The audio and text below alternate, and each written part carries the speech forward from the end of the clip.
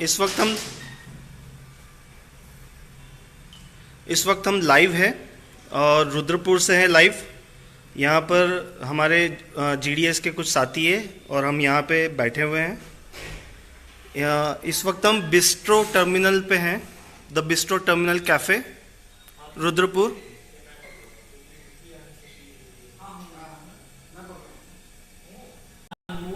क्षण था यहाँ मेरी उपलब्धि है जो आपने जो बोला वो एक बार आप बताइए, वो जो आप रिफ्लेक्शन की बात कर रहे थे। ये क्या है कि जब आप एवरेस्ट की चोटी पे चढ़ते हैं, वो जो रोमांस आपको फील होता है वो शायद दुनिया में कोई ऐसा शब्द ही नहीं बना जो मैं उस चीज़ को डिस्क्राइब कर सकूँ।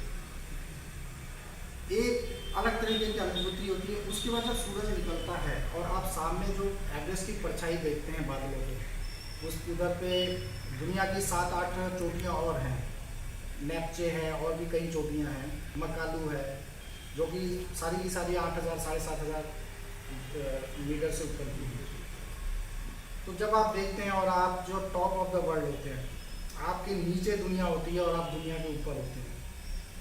उसके बाद जब आप एवरेस्ट की जो परछाई बनते हुए देखते हैं, क्षितिज पे एक परछाई बनती रहती है, तो वो एक अचीवमेंट है। उसको मैं आपको डिस्क्राइब नहीं कर सकता कि वो क्या चीज़ है।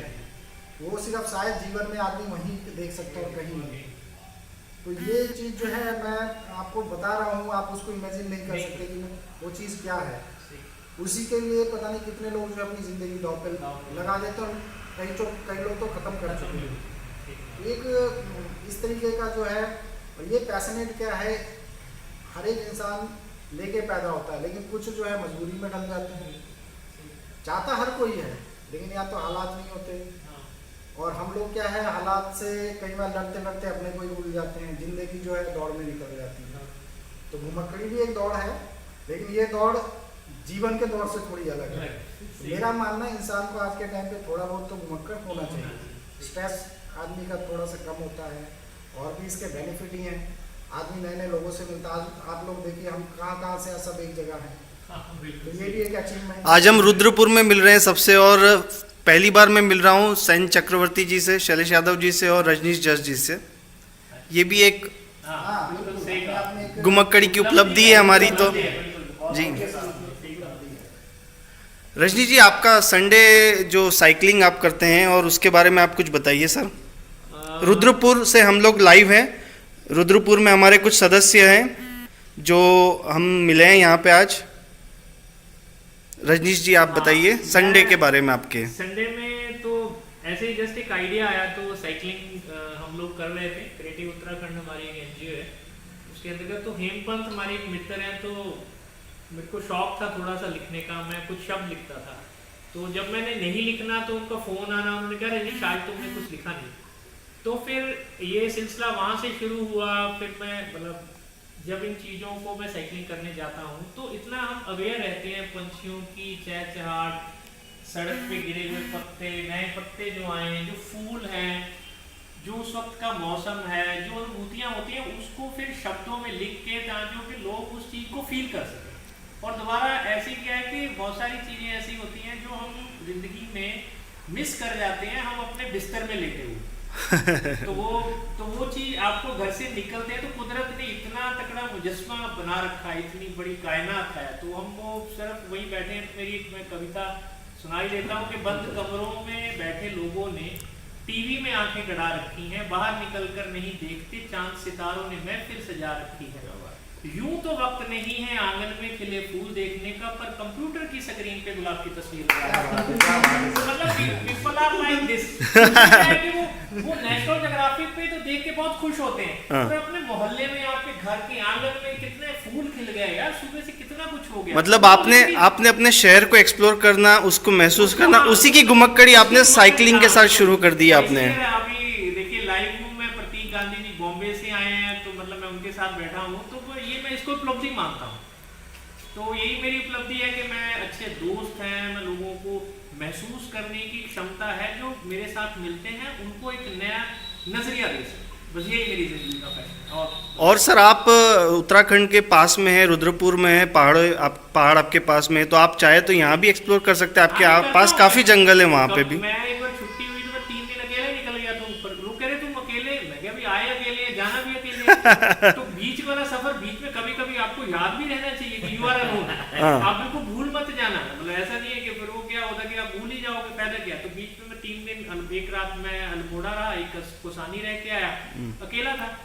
तो वो क्या है कि एक अलग एक्सपीरियंस आता है, पहाड़ है, वो मेरा शुरू से पैशन रहा कि मैं ऐसी जगह पे नौकरी करूँ। मैं कंपनी में जाता हूँ, अपनी सामने पहाड़ दिखते हैं, तो मैं सोचता हूँ आपकी जो सोच है, आप जो निरंतर सोचते हो, महात्मा बुद्ध ने भी यही कहा, वैसे आप बन जाते हो।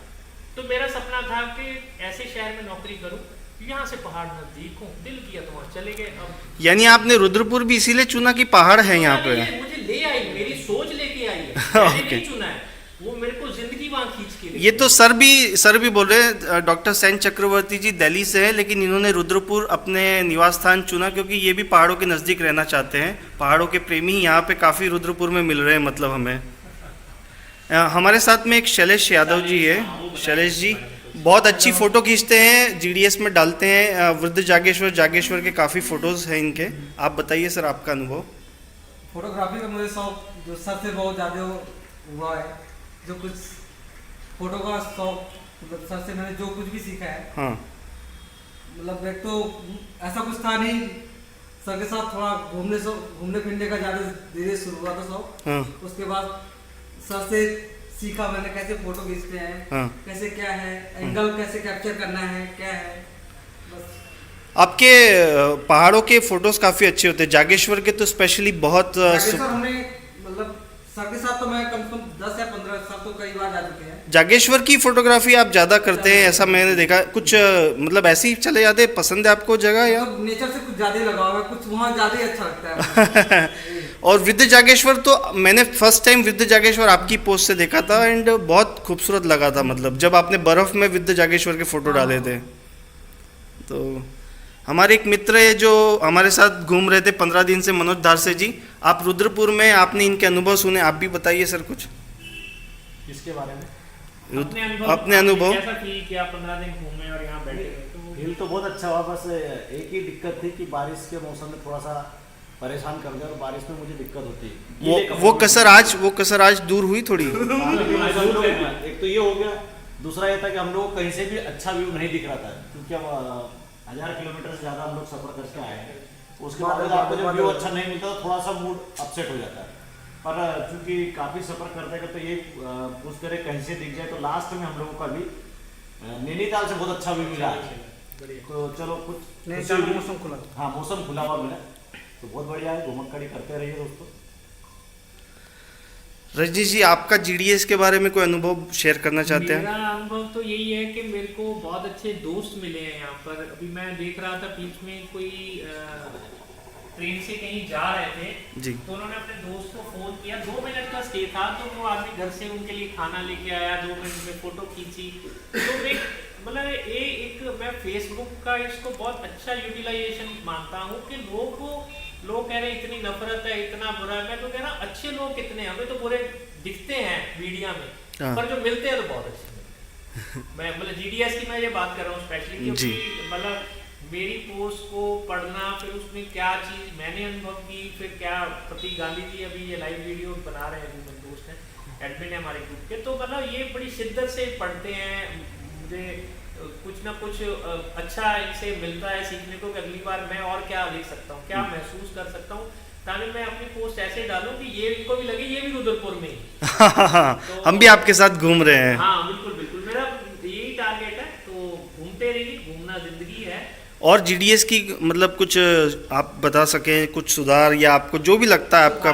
तो नहीं, मतलब मैं तो सीख ही रहा हूँ, वैसे ही बोलूँ जी। वैसे सुधार तो मैं कुछ नहीं बोल सकता। इसमें इतने रंग हैं, इतनी वर्सेटिलिटी है, आध्यात्मिक लोग हैं, घुमक्कड़ हैं, कुछ लोग खाने के शौकीन हैं, पारुल सहगल जी, हाँ जी, वो 1000 स्वाद है उनका, मतलब वो अलग से एक उनका वो फोटोग्राफी का वो बहुत अलग से फोटोग्राफ खींचते हैं जी। तो बहुत अलग अलग किस्म के लोग हैं, तो अच्छा लगता है इन लोगों के साथ मिलना, उनसे सीखना। क्योंकि अभी क्या है कि जिंदगी, जैसे सर ने कहा कि प्रति क्षण जिंदगी जीवन बदल रहा है जी। आज अगर आप हिमालय पे जाओगे, चोटी पे, जो लोग आज ट्रैवल करेंगे उनको बिल्कुल नया हिमालय दिखेगा, जो इन्होंने देखा था वो अलग है। हर क्षण हिमालय बदलता है, और ऐसे जीवन बदल रहा है बिल्कुल। कहना है कि घुमक्कड़ी करते रहिए, चाहिए। All the best. जी, तो हम इसी आज हम सब मिले, आप भी रुद्रपुर वाले पहली बार सब मिल गए इस तो कम से कम रुद्रपुर में हम सब लोग मिल गए और एक इकट्ठे हो गए। आप सब लोगों का बहुत बहुत धन्यवाद GDS के साथ जुड़े रहने के लिए। Thank you. अनुभव शेयर करते रहिए।